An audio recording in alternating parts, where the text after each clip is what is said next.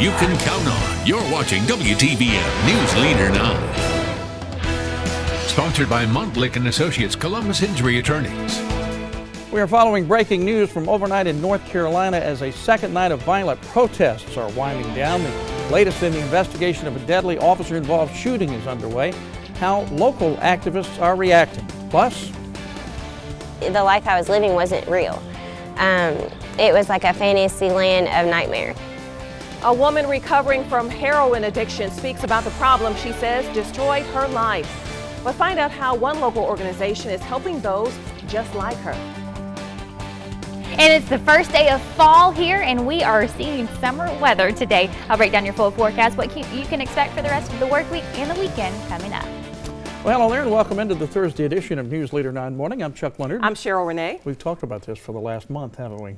Fall. First day of fall, and there it is. It's y'all. It's fall, y'all. Arrived. It's fall, y'all. That's right. Hey, there we go. Actually, Liz, we're in the waning hours of summer, aren't we? Yeah.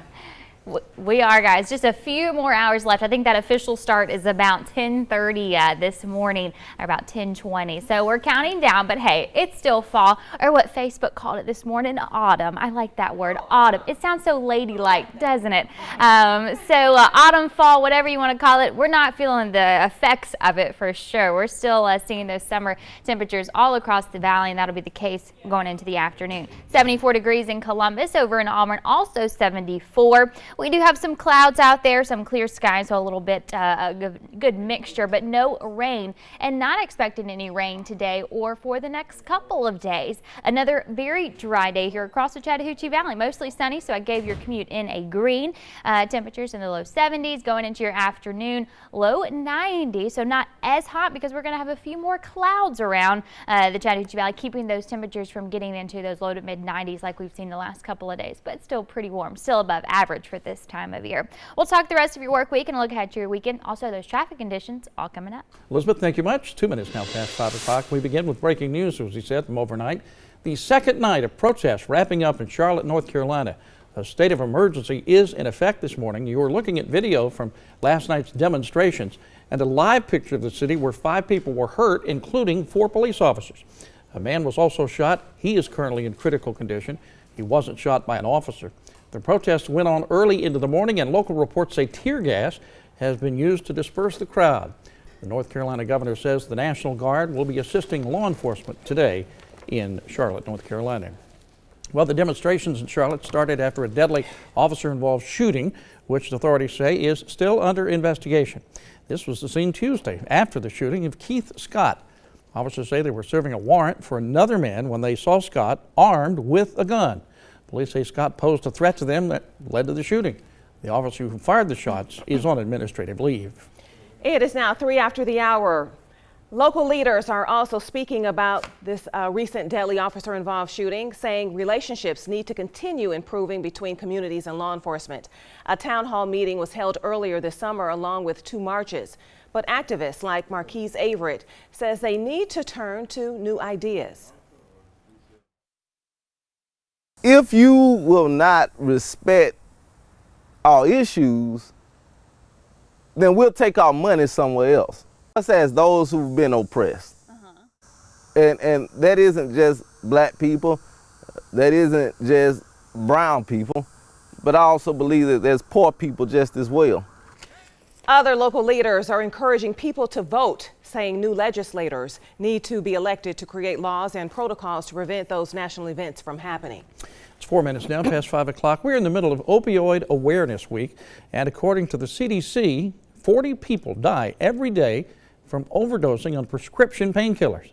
Government officials have called the problem an epidemic. News Leader 9's Georgia Elise spoke with a former heroin addict who was just released from a Columbus treatment center.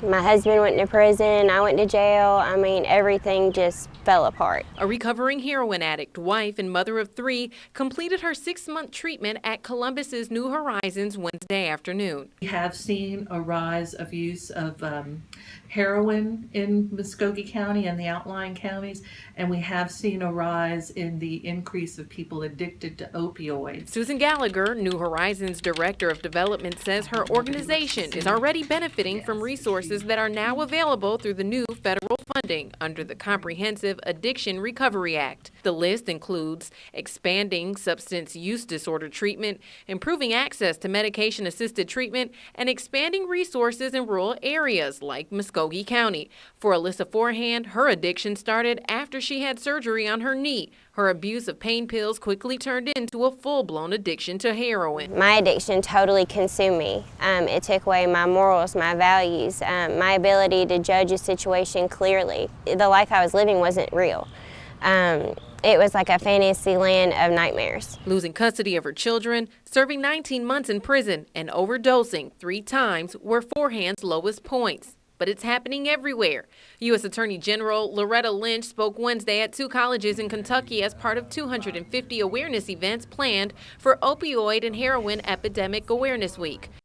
Georgia Lease with that report. She says the focus of the Awareness Week is to increase prevention, enforcement, and treatment efforts. 6 after the hour, more details this morning. The newly appointed transportation director for the Muskogee County School District declines the job 1 day after the board's approval. In a statement, John Lyles said in part, "I must say that I have never experienced such a hostile environment directed towards administration in my professional career. My focus is on improving student achievement." Superintendent David Lewis also responded. You can find the full statements on our website, WTVM.com, under the local tab. Coming up on 7 minutes after the hour, and this morning a local company plans to raise a big contribution for an organization dedicated to building the community. Telling us more from the Bull Creek Golf Course this morning is News Leader 9's Marla Spence. Morning, Marla. Tell us what you're out there for. Good morning, Chuck. I'm outside of the Bull Creek Golf Course where the 12th annual Pratt & Whitney Golf Tournament will be kicking off this morning. It's here to support the United Way of the Chattahoochee Valley. Joining me this morning is the president and CEO of the United Way, Mr. Scott Ferguson. Good morning, Mr. Scott. How are you? I'm great. Great. So tell us, what will be happening this morning? This morning we'll be kicking off the 12th annual golf tournament that Pratt & Whitney does, and expect over 300 golfers, and we'll raise over $100,000 today. Now, where will those funds will be going to? I know it's for the United Way, but tell us specifically, what will that money be going to? The money stays right here locally, and it supports programs like Boys and Girls Club after-school programs, Girls Inc., hospice, open door community program. It just stays right here to take care of local people in need. Now, I hear that you have over 300 people coming out today to support what's going on out here. Tell us, where exactly are they from? It's amazing. I actually got to meet some of the folks last night, and there's actually 2 people here from Singapore that are vendors for Pratt & Whitney, and there are people from all over North America. It's just really amazing how they come and support Pratt & Whitney's efforts that support the United Way of the Chattahoochee Valley. Wonderful. Well, thank you so much. Thank you. Now, guys, those 300 people will be set to kick off out here, coming out at 7:45 for the tournament that will be starting at 8:15. Reporting live in Columbus, I'm Marla Spence, reporting live for News Leader 9 Mornings. Back to you guys. Scott Ferguson is tall. Thank you, Marla. It is 8 minutes after 5 o'clock. Happening today, a new LASIK Center will open its doors. The new North Satellite Office opens today at 5:30. It will be part of the West Georgia Eye Care Center. The office is located on Brookstone Center Parkway. LASIK is a laser surgery that helps improve a person's vision. 8 after the hour tonight is the opening show for Sister Act at the Springer Theater in Columbus. The musical is an adaptation from the hit movie starring Whoopi Goldberg. The first show starts at 7:30 this evening and will run Thursdays through Saturdays until October 8th. And make sure you join us tomorrow for News Leader 9 Morning for an inside look at the play and speak with an organizer from Springer. If we only had the music going right now, we could start clapping and get into it, That's right. That's a great production, It too, is by the way. definitely so. Time now for the weather. Let's find out what it's going to do today and check the traffic. That's right. Storm Team 9, Elizabeth Diamore.